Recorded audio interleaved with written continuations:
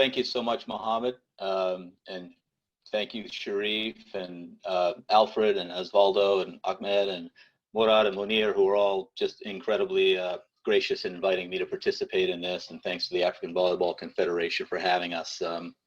I'm super excited to talk about volleyball. I always am. And today we're going to spend time talking about a subject near and dear to my heart, which is player development and how all of us coaches can be better at developing the players who come to play for our teams and come to our practices. So a couple of things at the outset.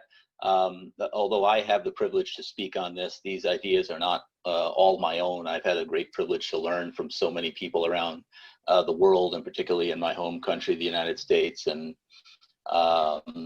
some of those people, Ali Wood Lamberson, a great coach who's been a tremendous mentor to me and from whom I've learned a lot, and John Aharoni, Shane Spellman, Beth Van Fleet, a lot of people. I could name more, but those are people who have kind of really substantially influenced my views. And a lot of what we'll talk about today is not just from me, but certainly has begun in conversations with those folks, and to the extent that this is well done today, it's due in no small part to some of those people that I mentioned. So thanks again.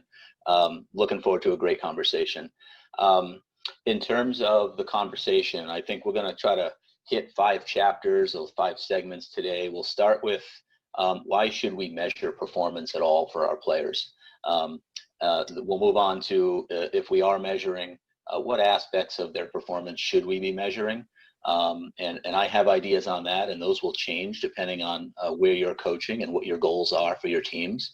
Then we'll move. So if we're measuring things or events in the game, and we figured out what events or what skills we do want to measure, we have to have a standard then. So we're going to measure them against what standard. And so I'll talk about some standards that we've developed in coaching the teams and the players that I've been able to coach over the last near decade in the game. And then we'll move on to, once we have all these measurements and we have data and we have the statistics, what can we use them for? And so we'll talk a little bit about how do we use the information that we've gathered to build better practices. And at the heart of that conversation will be, how are we going to customize our training for our players?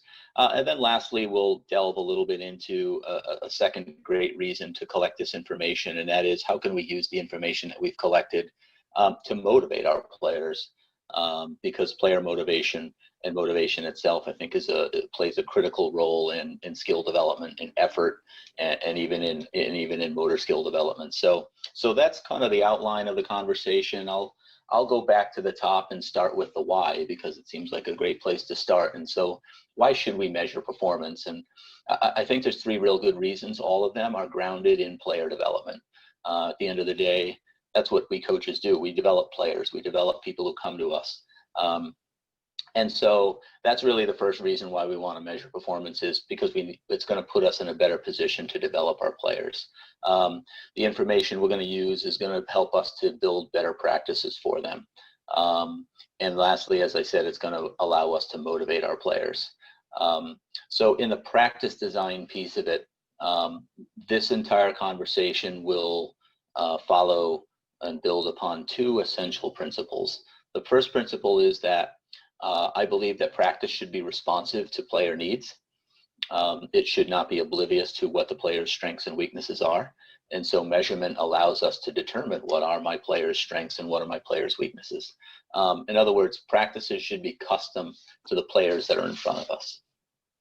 Everyone listening, I think, knows and would agree that generic practices involving volleyball skills, without regard for what the particular players in front of us need, is a suboptimal practice. And so I've always just believed that our coaches need to be, and myself included, need to be better than generic practices.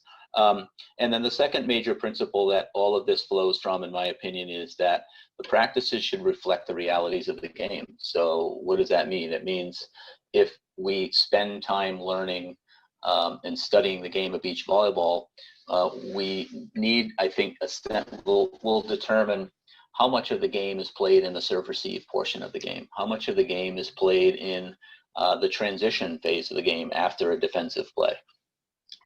What percentage of the overall game is played out of system?